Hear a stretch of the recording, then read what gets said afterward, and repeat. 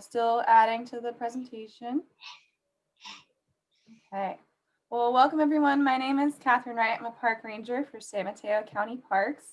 And we're so excited to have you join us this month for our virtual junior ranger program.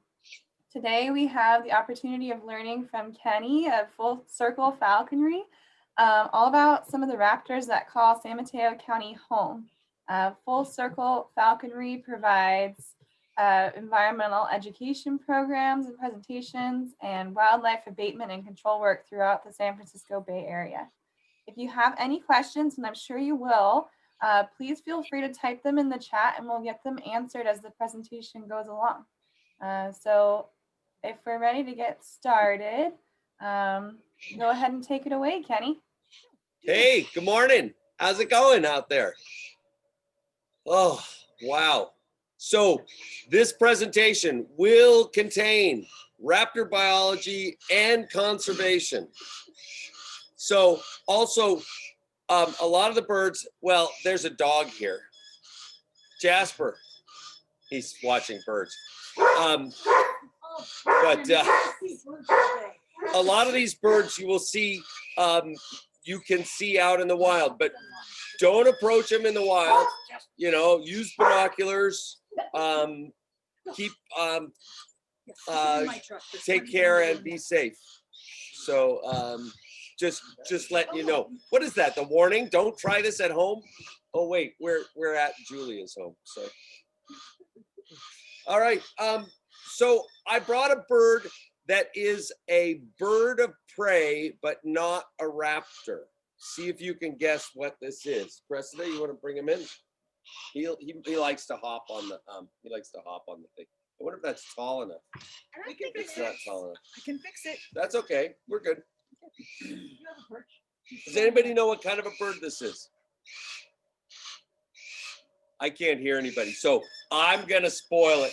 This is a kingfisher in the kingfisher families, the largest member in the kingfisher family, known as a laughing kookaburra. What it is yeah, you could make him really big. There you go. That would be fun. You could like hold him on your head too. Julia told me not to do that. Oh, that's true. So Boomer's a laughing kookaburra. They come to us from Australia, but he comes to us from Sacramento. So he's a captive raised bird. We use him in our programs because he's way fun. And I have, just to be fair, I have hunted with him. We've hunted mice before. So speaking of mice, just want to make sure I've got a mouse in my pocket. Hunted wild mice with him before. So there you go. He's a hunting partner, as we call it. We don't call them pets. We call them partners and working animals. So Boomer has a way of measuring the excitement in an audience. What it is we encourage him to make noise and he reacts. So we have a couple of sounds we can make to get him to sound off. First sound is bark like a dog. Arf, arf, arf. Can you help me along with that? So 1, 2, 3.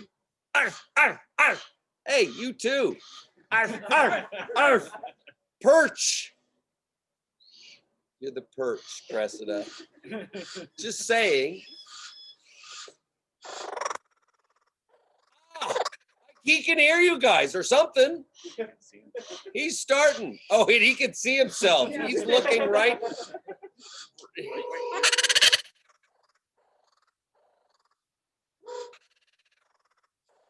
The second sound is like me. I'm a bird nerd or a kook, so it sounds like that.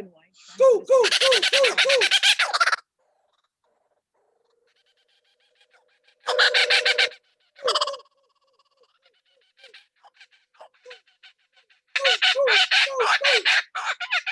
Don't put your fingers in his mouth.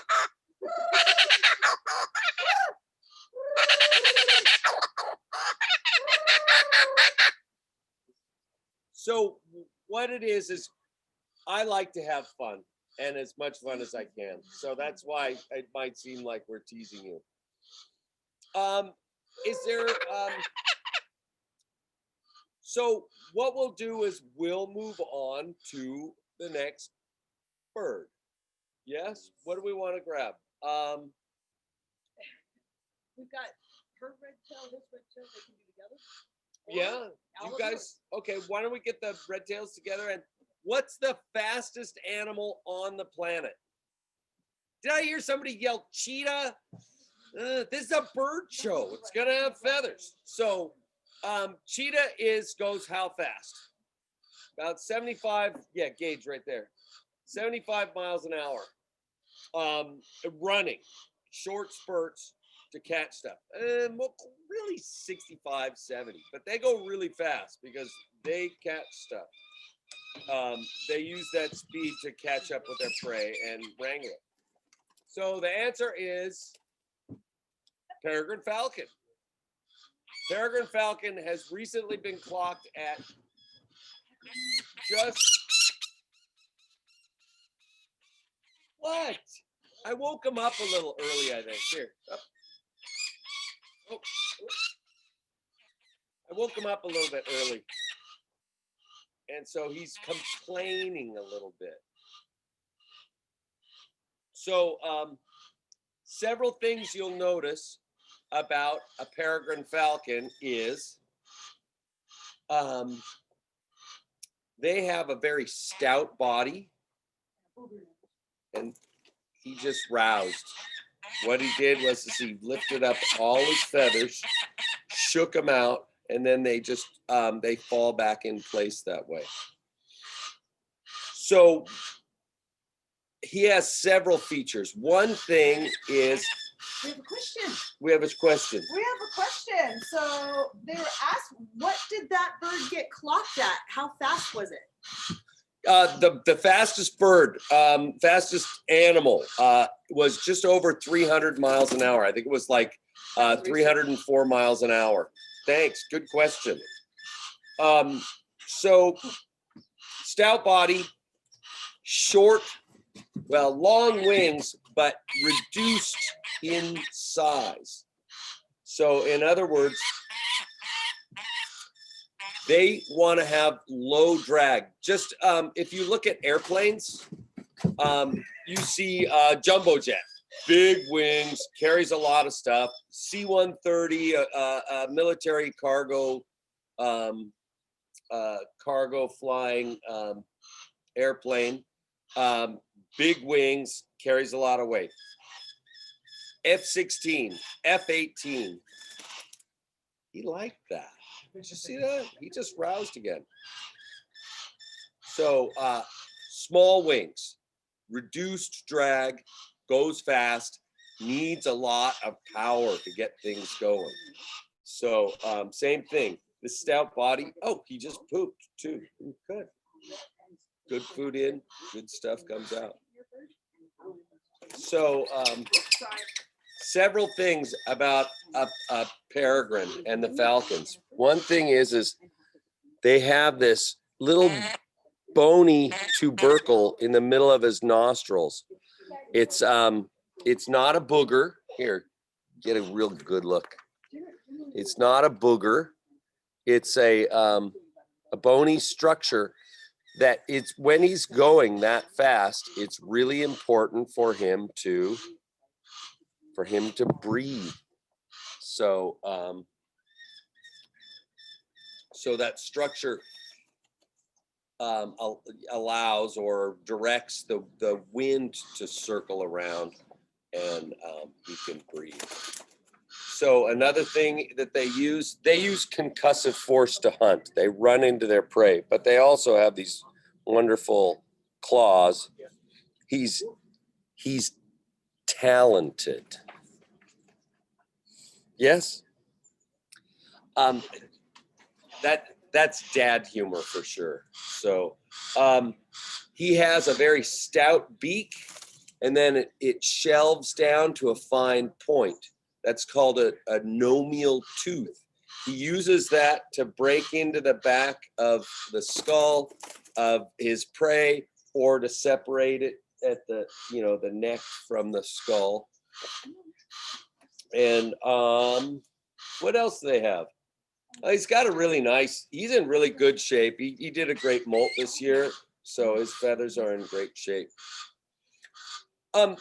Now, Falcon compared to... Someone loves your dad jokes. Oh, good. Dad jokes. I have plenty of dad jokes, so stay tuned. Did you explain rousing? Yes, I explained rousing. We have with us... Camera. Closer. Bird, closer to the camera. Bird, close to the camera. Julia just told me that they don't want to see me. They don't want to see me. They want to see the bird. I'm good with that. And do males and females look the same? Oh, do males and females look the same? There's some dimorphism between the sexes. But the main thing is with birds of prey, the males are a third smaller than the females are. So they call a male, let's say falcon, a tiercel, which refers to three, tri. Because they're about a third smaller than the females. The females would be a falcon. So, we refer to them as a falcon. So it's kind of funny talking about a male falcon because it's really a tiercel. So we have with us to compare and stuff, Cressida, who you met earlier. She was the perch. And Jason, and they have red-tailed hawks. So why don't you bring them over? And I'm going to keep distance, proper social distancing for all of us, because our birds would eat each other, and that's a different show. Tell them about how that you're how that works? So we're apprentice falconers.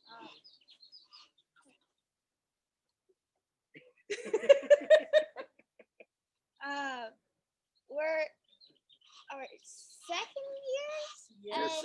Yeah. So my dad has a first year bird and I have a second year bird.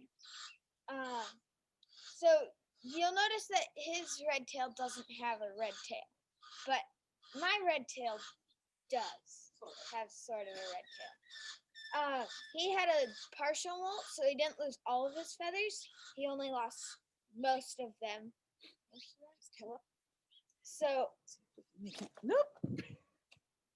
There we go. He's got a spread. See that partial molt of juvenile and adult feathers. so he has mostly red tail feathers. Speak louder, sweetie. People can't hear you. And another difference is when they're little, they have bright yellow eyes. So my dad's bird has yellow eyes, but over the first 3 to 5 years, they get browner. So my bird has more brown eyes rather than yellow eyes. They also lose their bib, so they sometimes have, as passage birds, they have like a white chest like that. Since my bird had a partial molt, he still has some of that bib, and some birds always have that bib to some extent, but my bird's losing his bib. Native. These birds are native. Native raptors. Wow. You will see them everywhere, going down the freeway. And What did your bird just do? my bird just baited. So he is tied to the glove, and I'm holding his jesses, which are these leather straps that are attached to the anklets, which are things around his feet. So I have his jesses, so when he flew, he couldn't really fly, so he just baited, and he then came back to the glove. Can you show him? The wing shape? Get him to raise his wings. Because I showed him the shape of the falcon's wings, are they call them long wings. He used Whiskey. Whiskey doesn't have super beat up feathers. True falconer right there. We got her. Aha. So the red-tailed hawk has much broader wings, and the ends are not as sharp. When they put their wing out, their primaries kind of spread out like fingers.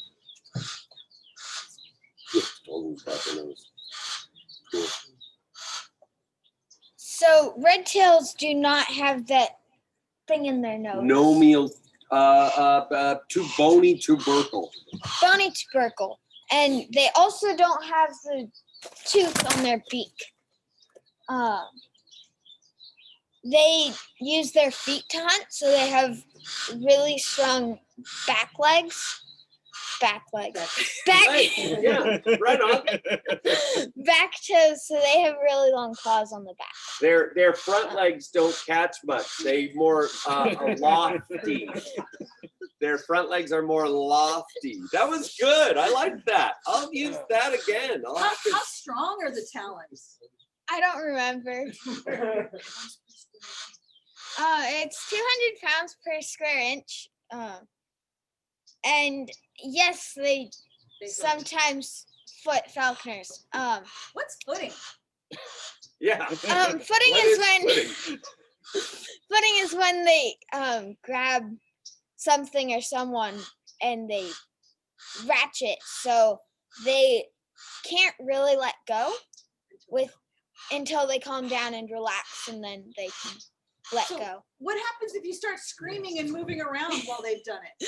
So screaming, moving around, making a lot of noise, that does not let them relax at all. So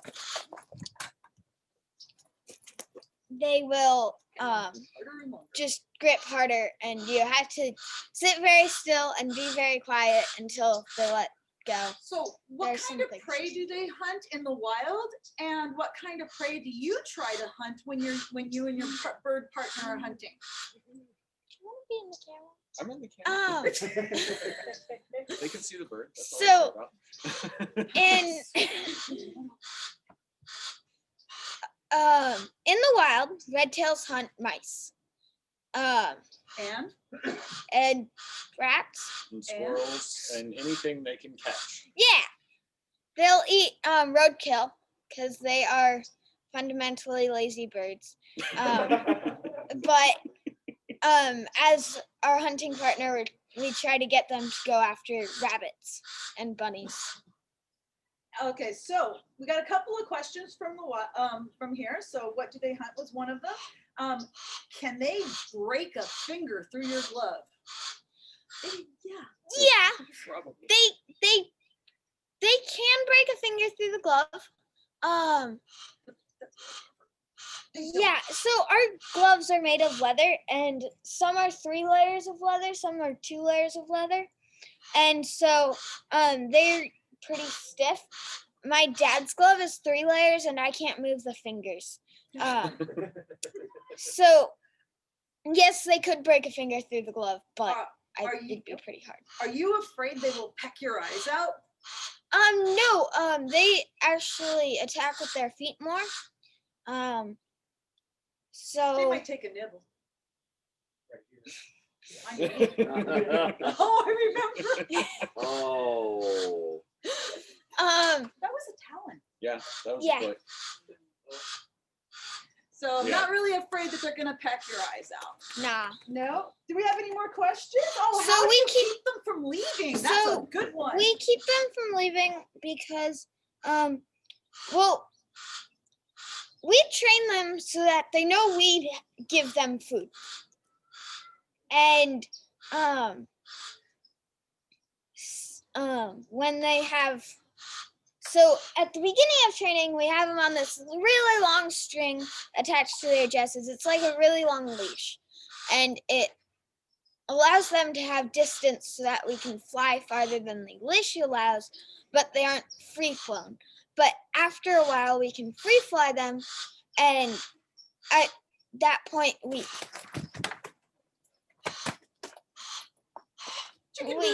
There you go. we trust them not to fly off, but we do have telemetry on them just in case, so we can track them down if they do happen to fly off. What's We telemetry? Telemetry is a little thing that something else. Dad, how do you explain telemetry? So telemetry is the bird has a small radio transmitter attached to his leg, and then we have a receiver that allows us to find what direction they went in. It doesn't tell us how far they are or much else other than they're in this direction, and then we would have to go get close enough and then call them down with food, because food basically is why they come back to us. This one, I've had him for about a month, and I'm still working on training him to come back to me. I had him out. I fly him on my street on the creance, which is the long string my daughter was talking about. And basically, I'm still working on conditioning him to accept me as his source of food. So I have him, he'll fly about, so far he's flown about 80 feet from a stand, kind of like this board, to me. And I have a little piece of meat on my glove, and then he flies back to the board and he goes back and forth between us. We're working on getting him to fly to and from other people. So we basically play catch. He has been a different bird than previous birds. He doesn't like other people as well. He's kind of attached to me, which is good in some ways, but I also need to get him used to flying with other people so that when I go out in the field and free fly him, he doesn't get worried about the other people in the field. So where do they nest? Where do they nest? Up there, there's a nest way in the back on the power lines. Okay. The power towers. So they build their nests on high places, trees, power lines. Yeah, and power they poles. build big And- nests. yeah. And what we'll see the birds flying around with twigs in their feet, and they'll actually pass the twigs off sometimes between the male and female. It's sort of a fun thing. They're building a home type deal. yeah. So here's So, another yeah. good one for Kenny. What is pest abatement? What is pest abatement? Yes. Pest abatement is the main thing that I do. I do a bunch of educational work. Pest abatement, a lot of times I'm out by myself, alone, in the middle of a field, or guarding an industrial complex, or an agricultural situation, like working on a vineyard. And so what we do is we chase off pest birds with birds of prey. So, and I also use my dog a lot. We move the dog out because he's barking. So he's in his quiet spot. What we do with pest control, it's like playing chess as to what bird we want to take out to use in the field. That the Harris hawks that we use do a great thing where you can fly multiples at a time, and it tends to freak the birds out more. The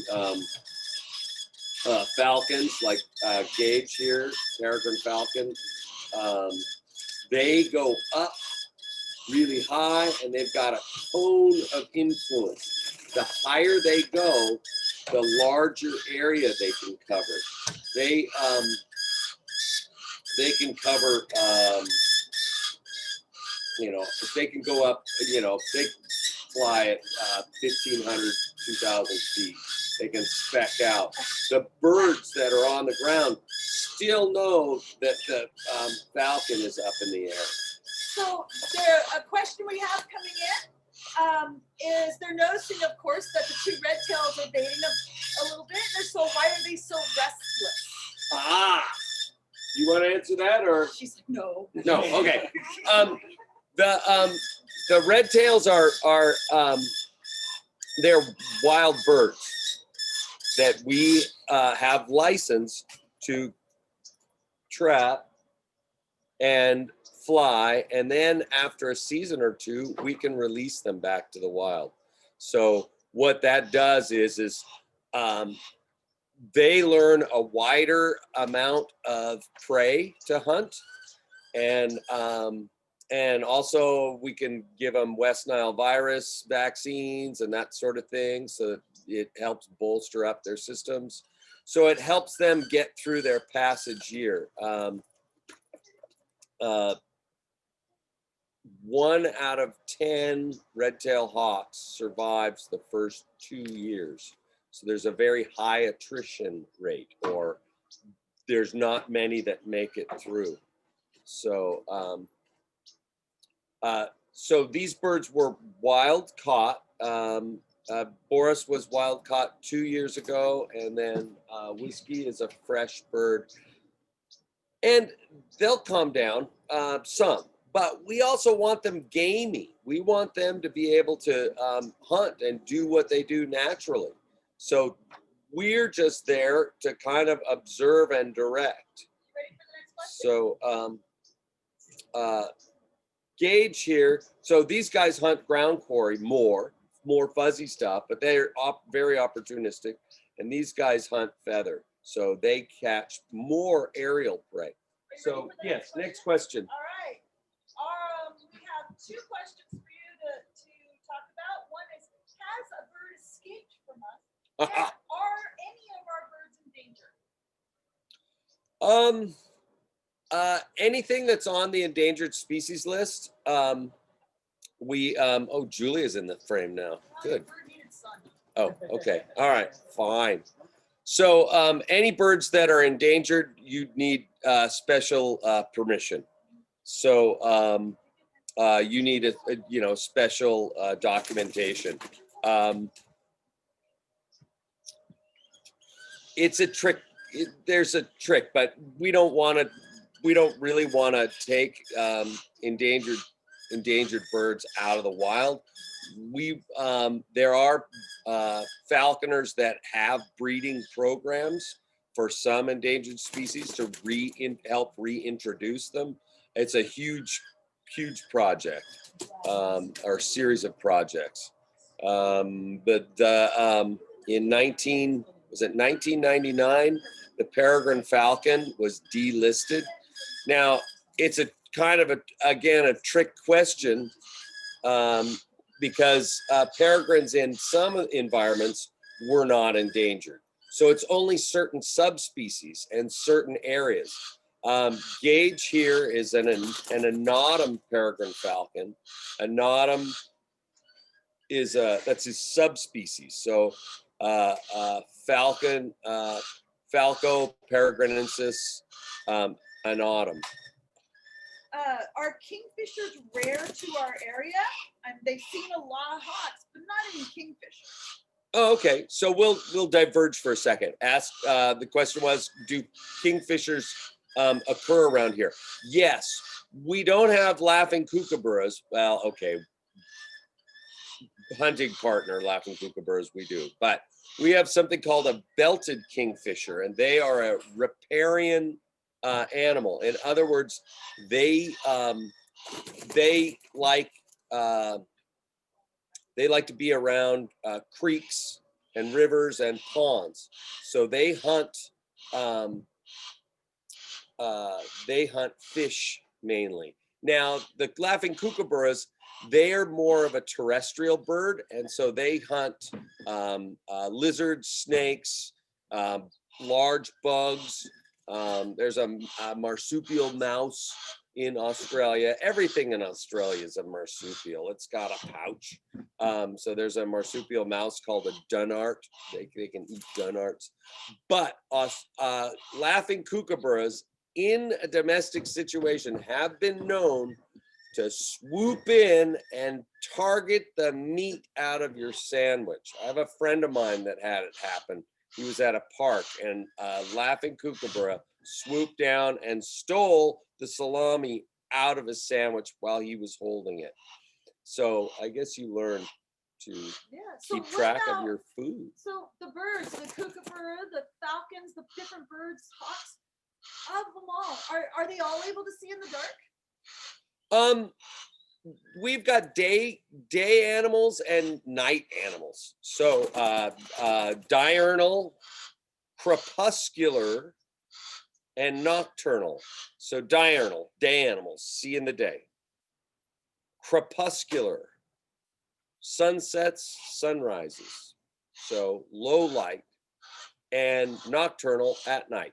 Now, owls are really good at seeing at night, but peregrine, not so much. So kookaburra, yeah, not so much. You could tell by the size of the eyes. The eyes capture a certain amount of light and stuff. So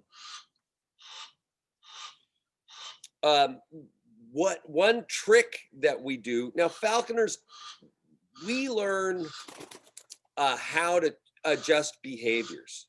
So what I do sometimes with our falcons and hawks, we use a flashlight and throw a piece of food on the ground and shine a flashlight on it.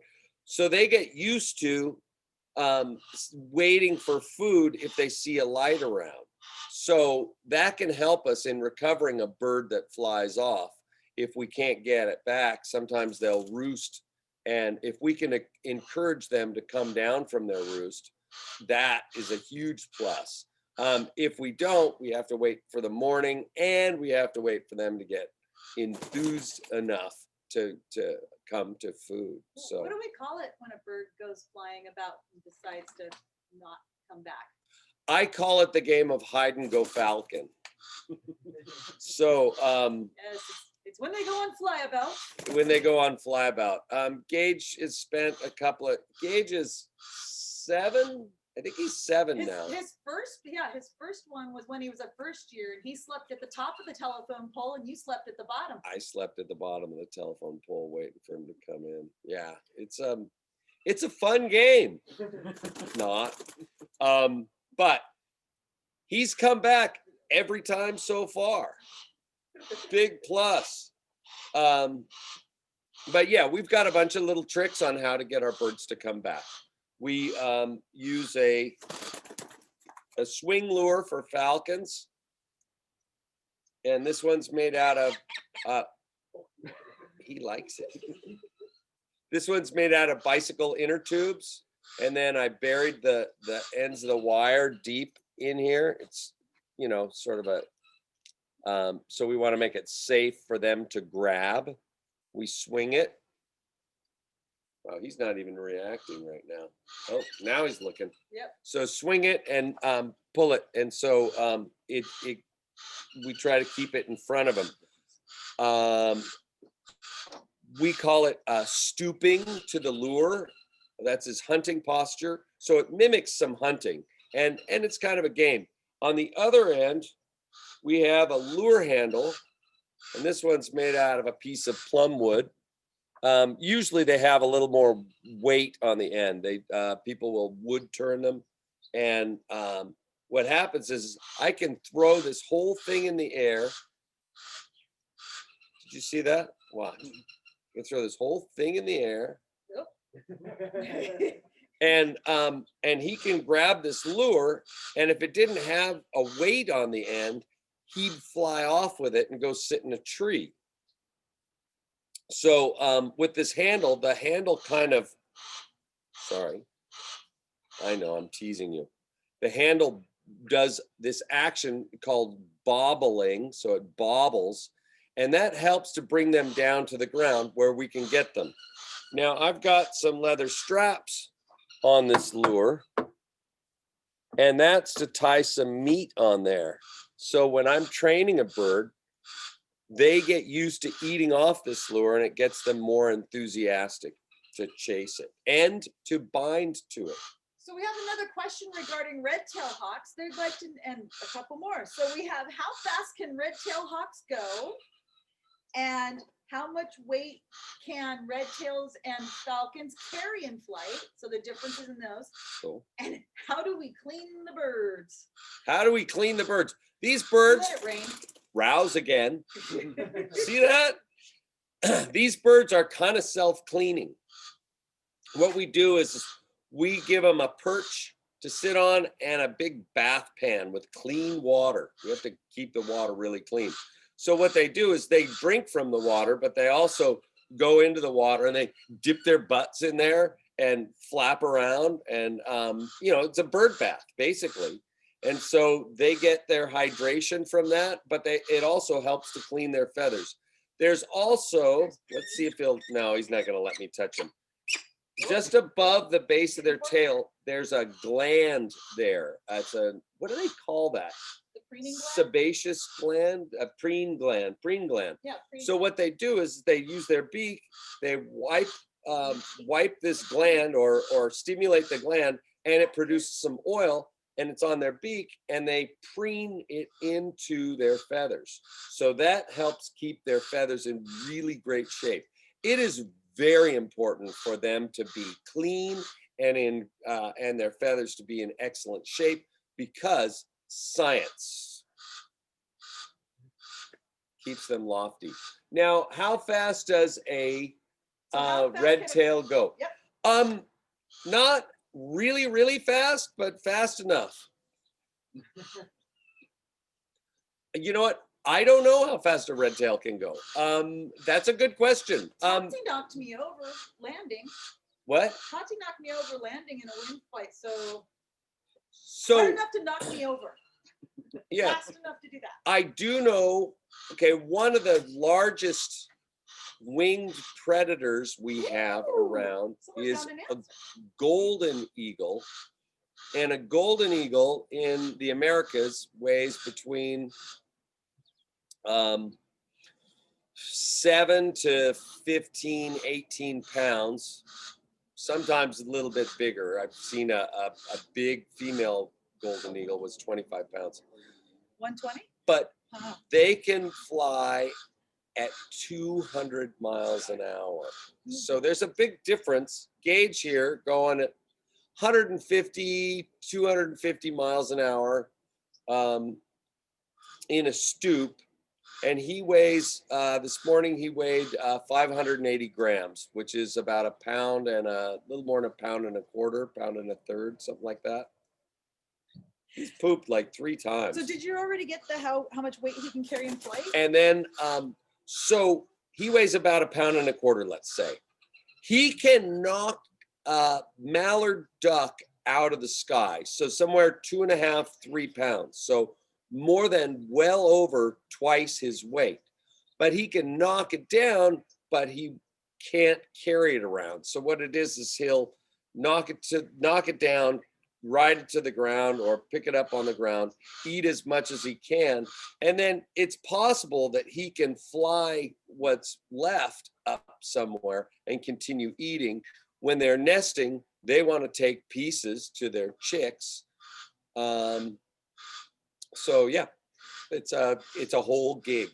All right, so do you weigh the birds every day to know when they are hungry and when they are couch potatoes and will not return? That's a good one. I like the couch potato.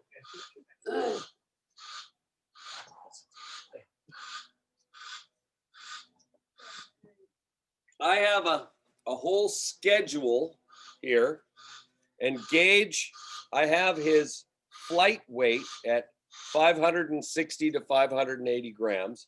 This morning he was 590 grams. I don't need to weigh them every day, but it is good to weigh them every day so that you keep track of what's going on.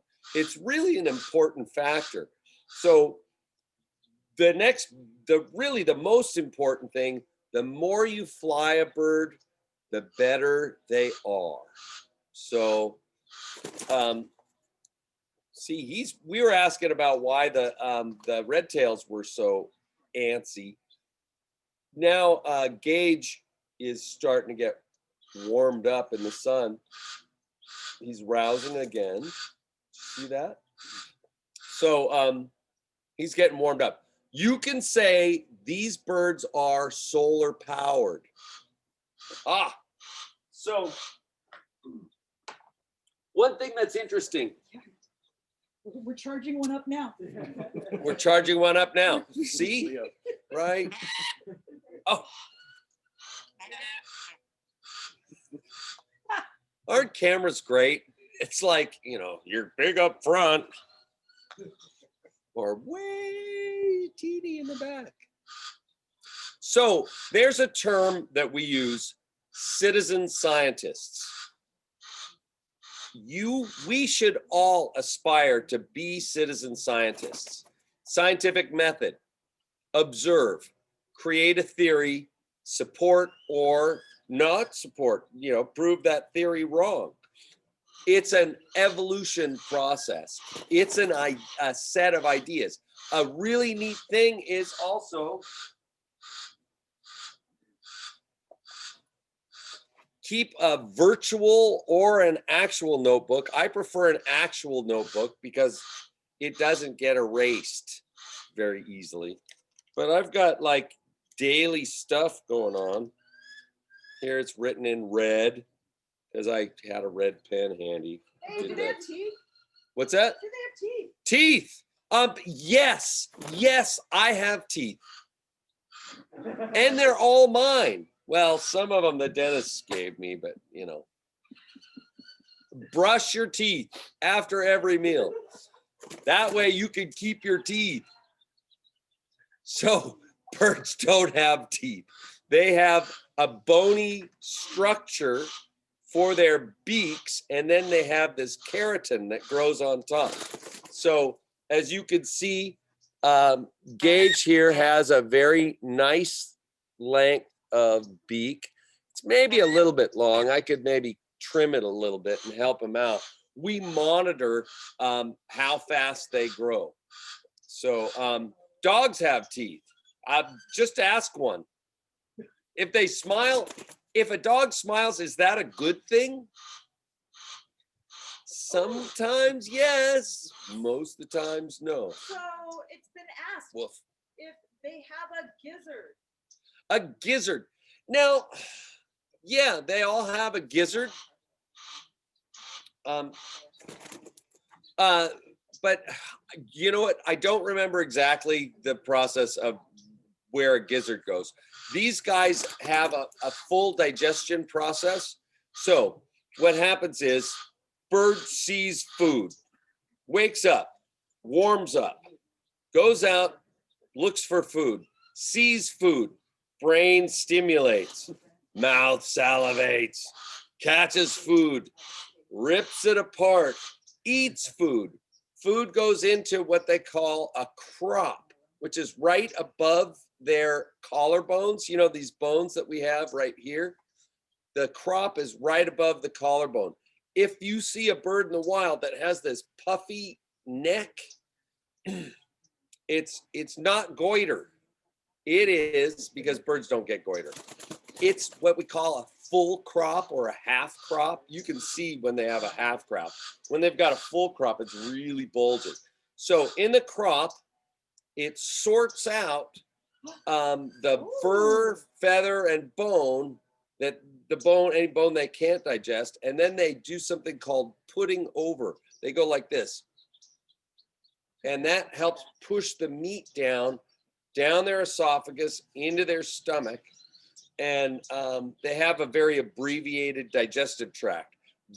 The birds and reptiles have really, really similar digestion and digestive process. So they have, except for snakes don't have a crop. So they make pellets. And then they kick out, they've, excuse me, they've eaten the stuff. They put over, and sometimes they do this thing like this. It's really interesting to see. It's a great observation. So the meat goes down and small bones, and then they've got this wad of feather or fur and some bones sometimes, and they kick it out. It's a pellet. Now, owls and kookaburras have a different digestion tract. Their stomach is way down low on their bodies. So they eat something, it goes all the way down.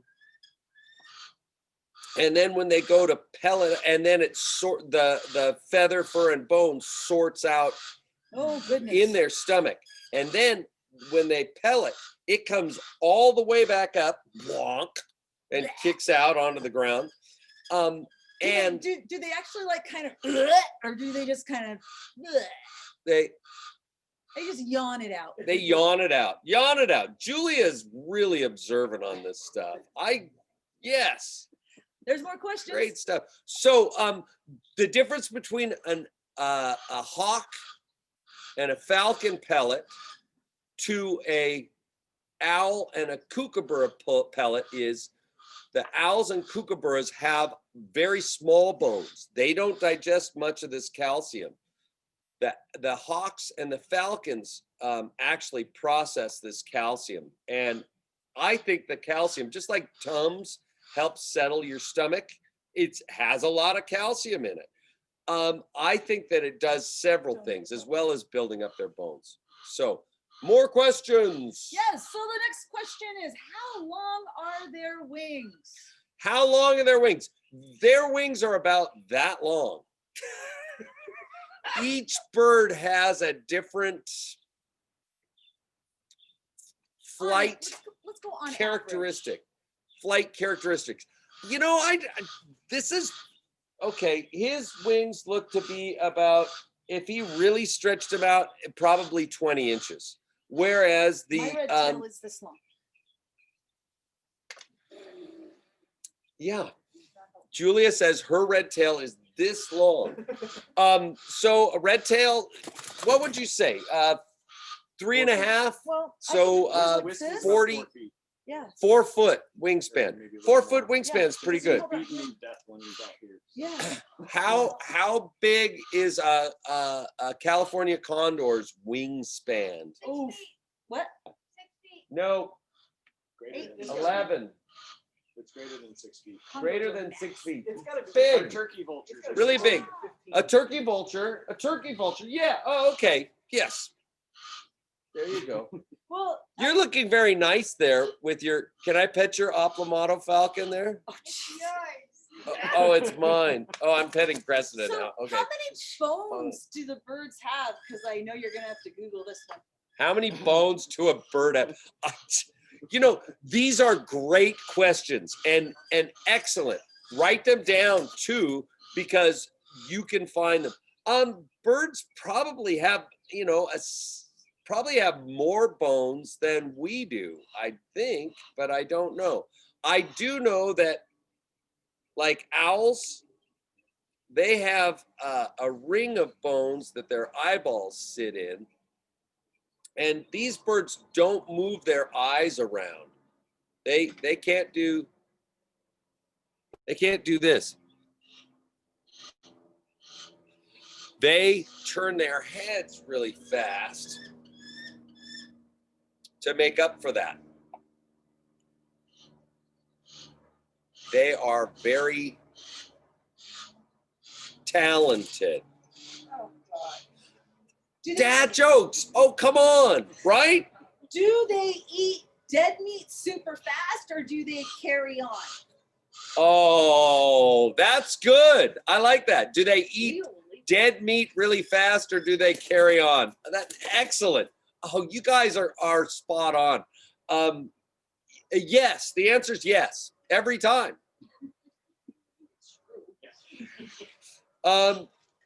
Do we want to switch out a bird? Gage is enjoying the airtime. He's having fun being on the fist. She's got Leo. So you can put Gage away, and Oh. probably not enough to be useful talking about Leo. 'Cause she's not had much experience training with him. Oh. So get good and close to the cameras, so you can see his cuteness. Now watch. See his head bobbing? So if you watch his head bob, Yes, Leo. So if you watch his head bob, you'll see this with the hawks and the falcons alike. It's almost like bifocals. He's really checking out his environment. His head's going, it's like seeing near and far. So he'll go near, far, near, far, near, far. And that's why he determines precisely where prey or what other things are. So you Okay. said, does he bob? Does he carol also? Bob and Carol? Bob and Carol? Now, does he? He's not a vegetarian, but does he care at all? It was a stretch, I know, and I'm going deep below the surface, doing root jokes. Oh, so can you get him to raise his wings? Raise your wings. Yeah. So he has a very full wing. He's got more wing per body mass than the peregrine does, but less than the hawks. So Apomoto Falcon is very similar to a Cooper's hawk in their flight and characteristics. Though I think that Apomotos probably eat more bugs than a Cooper's hawk does. Cooper's hawk is a true hawk or an Acipiter, and they hunt birds. So they really like birds. If you see a bird, if you've got a bird feeder in your backyard, you're feeding a range of birds because they eat those, the passerines that come in, eat the seeds. Cooper's hawks come in to eat the passerines. So it's fun. So when I talk to people that see a bird in their backyard in a suburban area, more times than not, it's what we call a Cooper's hawk. You got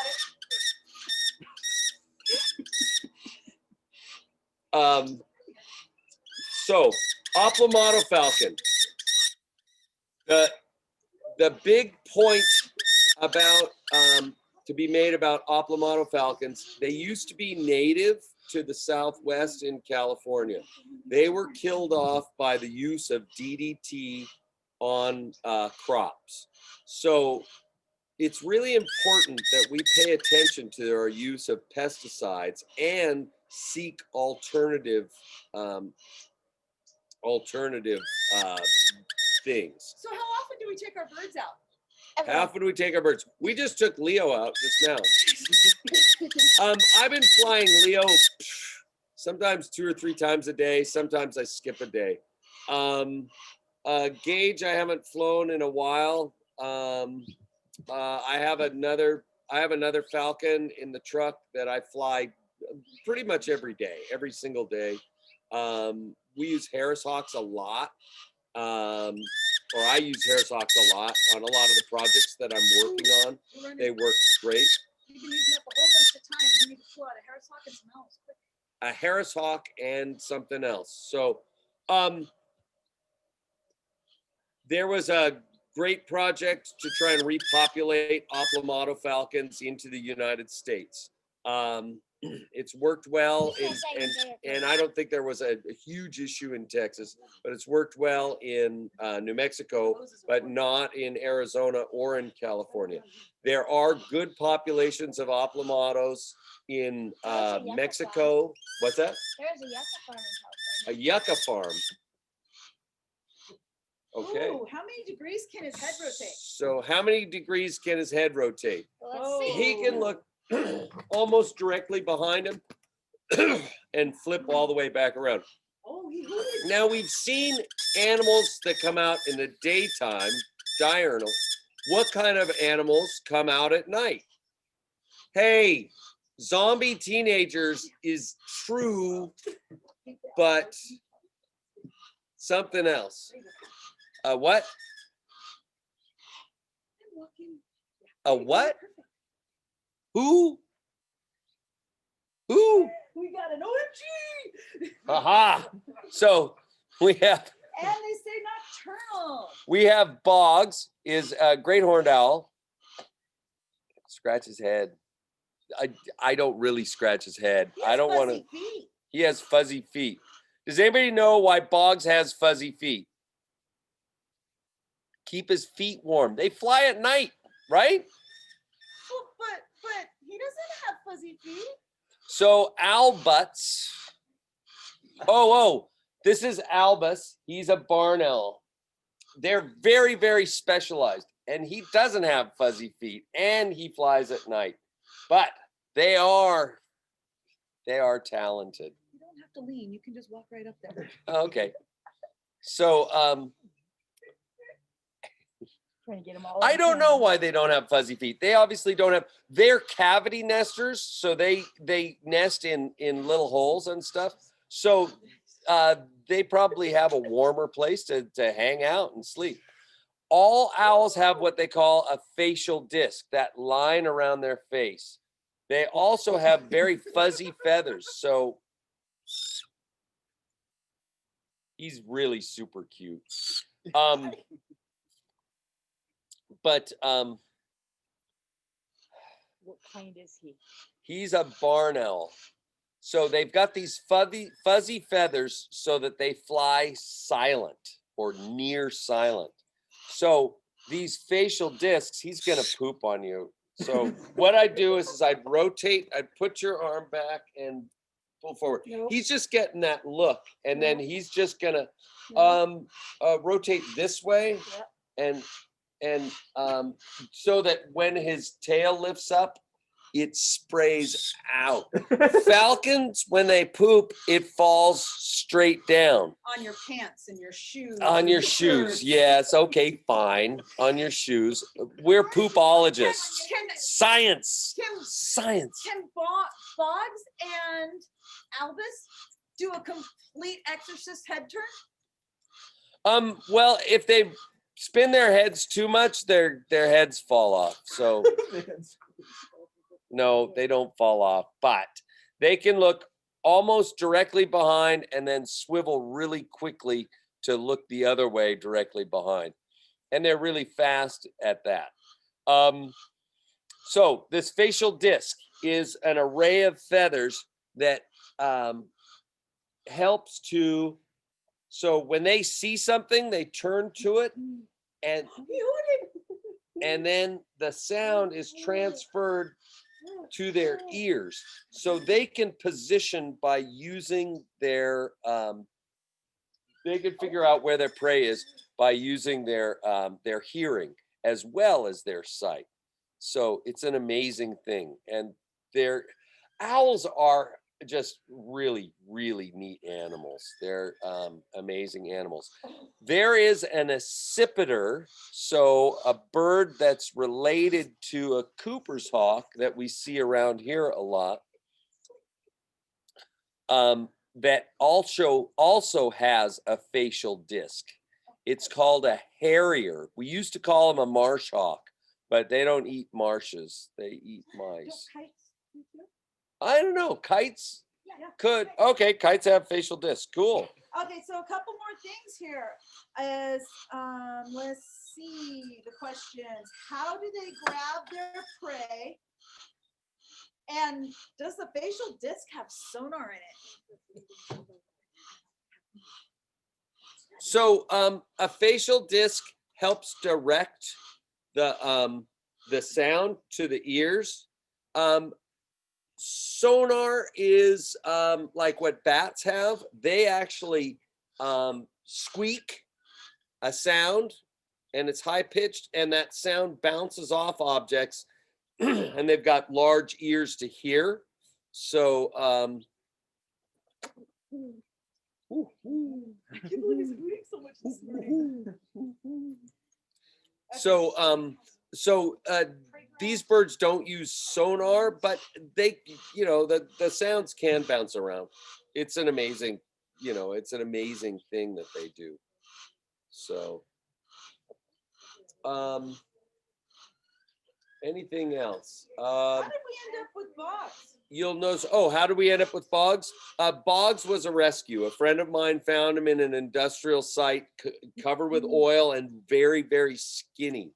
We brought him home and we're feeding him up, and you know, we decided to use him as an educational animal, and he's on my falconry license. So People do that with them. we can people hunt with owls.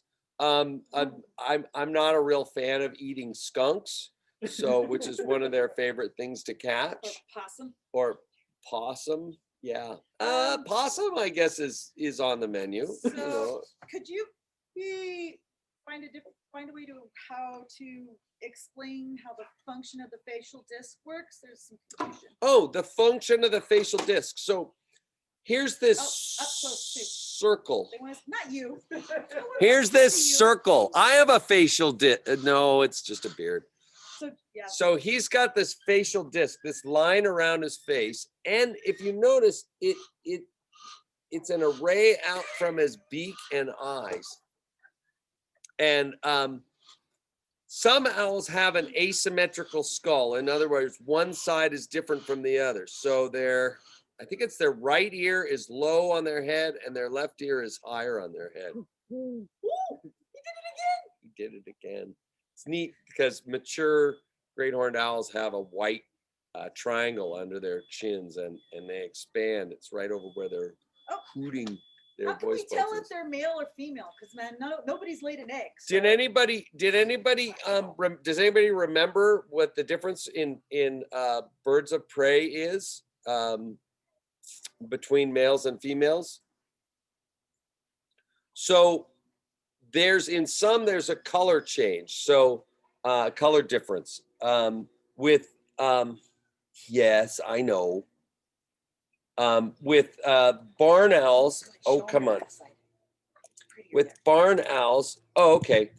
On this front, the males just have a little speckling. The females have more of a dusky color. So Oh, they also want to know why they're awake in the morning. why are they awake in the morning? Because we took them out. They're sitting there. Oh yeah, it's morning. What are you doing? Oh, food. So you can see owls flying in the daytime sometimes.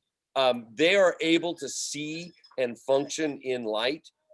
There's one owl that I know of that is a diurnal owl called a burrowing owl. But the other ones are mainly crepuscular or nocturnal. But falconers, we're a goofy bunch. So I get some of my hawks, just like I was talking about flashlight training. I do work at night sometimes. So I'll fly my Harris hawks at night. And with the owls, we're up during the day easier. So if we're going to hunt, more crepuscular in sunrise, sunset time periods, it's harder to keep track of stuff at night. So what are you guys looking at? Whatever Elvis is looking at. Ooh. Yeah, Elvis is watching something. So we tease each other a lot on site. So albus means white. So Albus Dumbledore, he's white-faced Dumbledore. So we've called him owl butts. Elvis sounds like this. I came up with a new name for him this morning. Owl box. Owl box. With the falcons, we tend to transport them on a cadge because they lift their tail and the poop goes straight down. With the owls and the hawks, they lift their tail and they slice. It shoots out as far as like 8 or 9 feet sometimes and splatters everywhere. So if we put them on the cadge in the back of the truck, we would whitewash each other, the dogs back there, the inside of the truck. It would be really, it would provide a good sense of why we keep them in a box. What's a cadge? What's a cadge? It's let's say, have you heard of the term codger, and like an old gentleman? Well, actually, it comes from falconry. when a guy is older and doesn't do falconry as much, he can be useful by carrying this barrier. It's like either a hoop or a square of wood with carpet padding and legs and shoulder straps. You can carry several birds out to the field on this cadge. So he is a cadger or codger. So so I'm kind of on that realm, being an old codger. Kinda. All right. Oh wait, is the owl waste or waste spray a way of marking territory? You know, like cats do and stuff?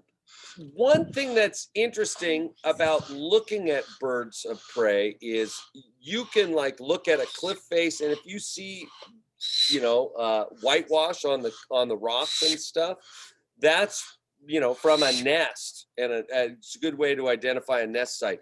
I don't know if they really. That's a really good question. I don't see that they use it to mark, because they just sort of spray where they sit. It's a good way to find out where an animal's roosting also. So like I'll be walking around, I was walking around Palo Alto, and I look on the ground and there's a bunch of white, which is uric acid, and a little bit of brown, which is the poop, the fecal matter. And I'm like, okay, and I'm looking up in this tree, and there's a bare branch. That's where there's a raptor is like sitting there and eating, plucking its prey and eating, and it's pooping there too. So when you see that on the ground, sometimes it's from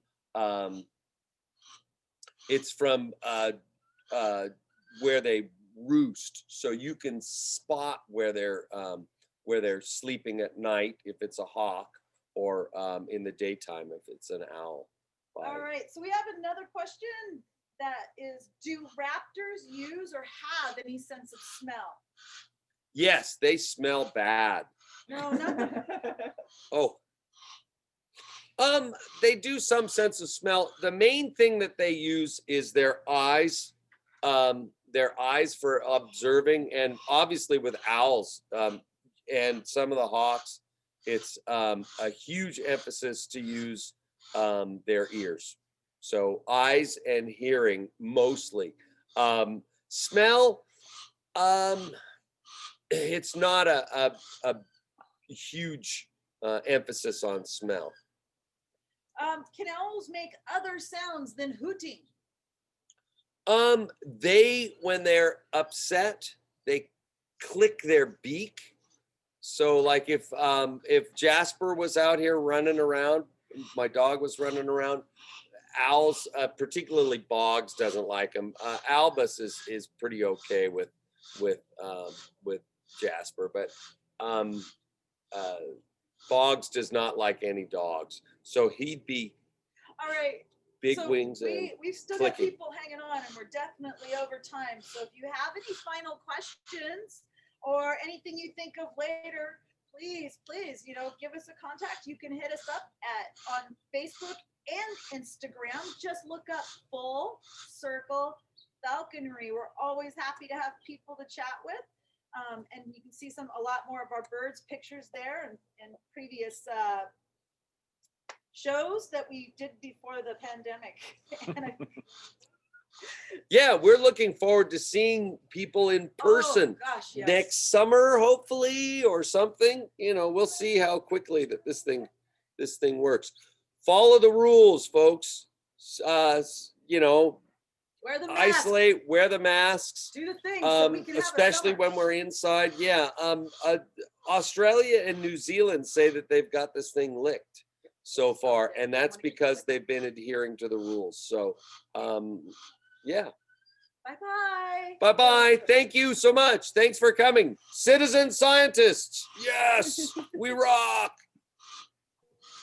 Thank you all for joining us today. We would appreciate if you filled out this quick survey. I put the link in the chat. And thank you so much, Full Circle Falconry, for the presentation. It's great seeing the birds and everything again. I found a picture of a northern harrier to put as my background. This is one that one of our rangers found at Pillar Point Bluff, one of our properties. So thank you all for the presentation again. Thank you for joining us, and we'll hope to see you in the new year with more virtual presentations. Thanks again.